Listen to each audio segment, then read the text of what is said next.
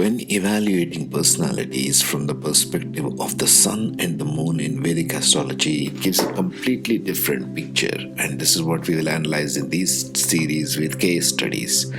Without the case studies, we'll be lost. We'll have no reference points or perspectives on how to look at this from an objectively scientific, logical perspective, yeah?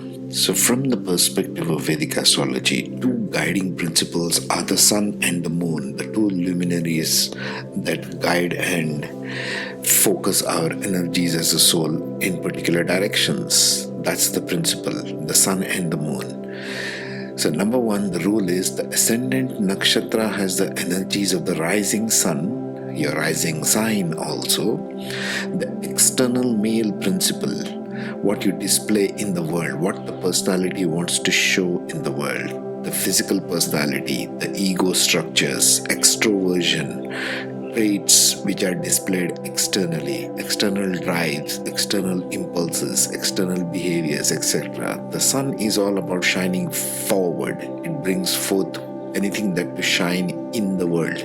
It's an external male principle, is the first one we should see, the Ascendant Nakshatra.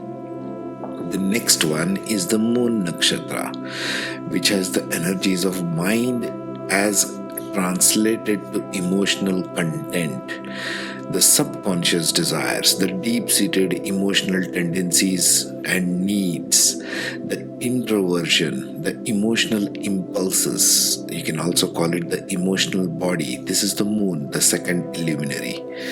So we are talking both about the display of external and internal, and that's all we are in this polarized world when we come in as souls. So let's evaluate with case studies one by one, because we are talking about three kinds of ganas here, the Dev Gana, the Manushya Gana and the Rakshasa Gana, and we are talking about Ascendant and Moon Nakshatra in the placement in the birth chart. So it gives us number of combinations which we shall see one by one.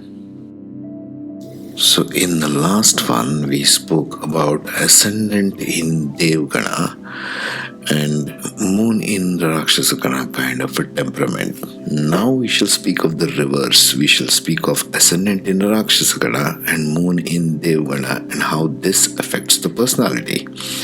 Slight differences there, because when you talk of Ascendant, you talk of the sun energy, and when you talk of Moon, well, you talk of emotions and subconscious, isn't it? So let's see how this plays out. General characteristics are, they are assertive and confident. When Ascendant becomes in Rakshasa Gana, this is a typical trait. This person may be assertive and confident in their interaction with others. They may not be afraid to speak their mind or take charge in group settings. They may also have a strong sense of self and be comfortable with making decisions independently. They are practical and analytical. They may be pragmatic and logical in their approach to problem solving and decision making. They may prioritize practicality over emotion, and they may have a keen analytical mind. They are creative and imaginative. Now when you talk of creative and imaginative, remember it has to come from Devgana, always.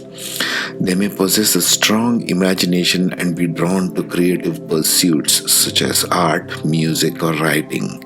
They may have a talent for envisioning their new possibilities and expressing themselves through their creative work, art or craft. They are competitive.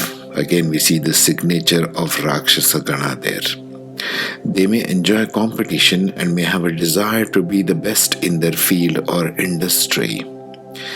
They can become secretive and private. They may keep their true thoughts and feelings hidden from others and may not be very open about their personal life. Again, this is a signature of the Rakshasa Gana. People with this combination may be motivated by a desire for power and control, as well as a drive to achieve success in their chosen field. They may be drawn to careers in the fields such as business, law, or politics, where they can exercise their leadership skills and qualities, assertiveness, to achieve success. At the same time, they may have a strong creative streak, where that comes from, and may be drawn to artistic pursuits such as self expression and personal fulfillment. Now, let's take the case study for this. So, now let's analyze the Ascendant and the Moon Nakshatra of a person, a man named A.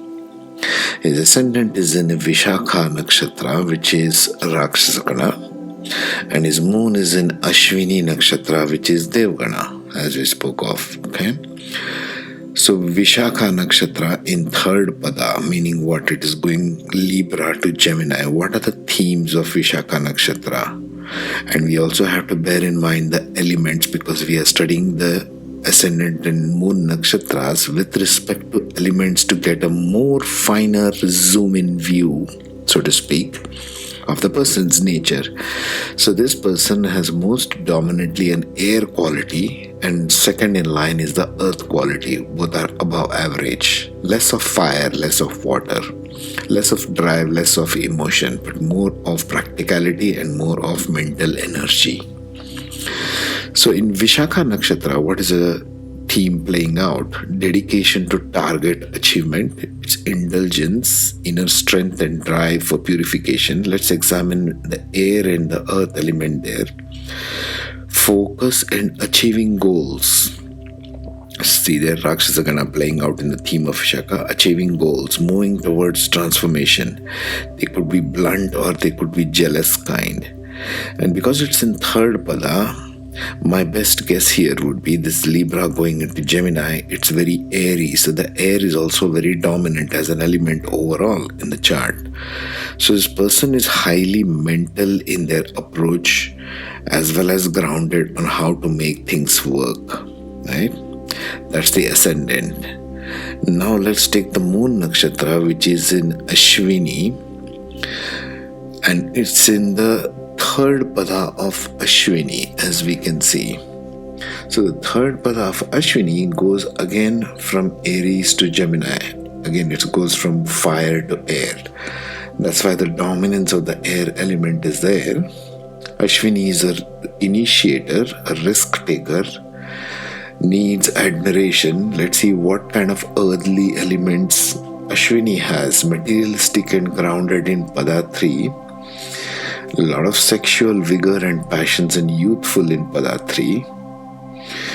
So what can this person be like? This person can be of a nature who is looking for a lot of groundedness, but coming from a mental plane, highly mental in nature.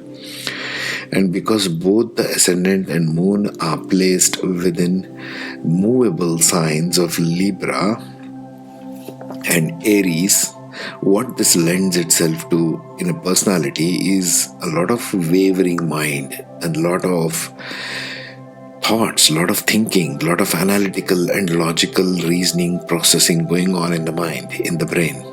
Okay, that's what it signifies. And Vishakha, they need to dedicate themselves to target achievement.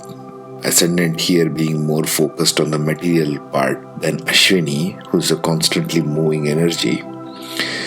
And we have to see the rest of the planets and points. Obviously, we have to see where Saturn is placed, where the Lord of the Ascendant is placed, Venus in this case.